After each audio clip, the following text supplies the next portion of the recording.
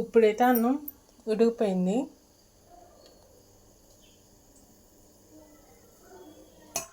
టమాటా పచ్చడి,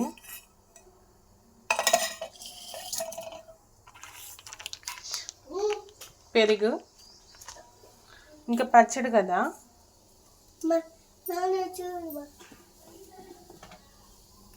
నా చిటితల్లికి గుడ్డు ఆమ్లెట్ వేస్తున్నాను. ఉల్లిపాయలు అయితే కోసేసా.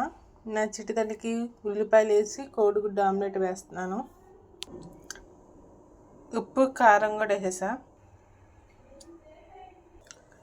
పెనం పెట్టేసా, ఆయిల్ కూడా వేసేసాం.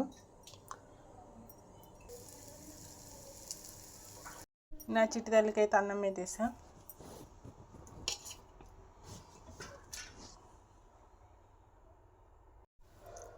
పచ్చడి కూడా వేసేసా.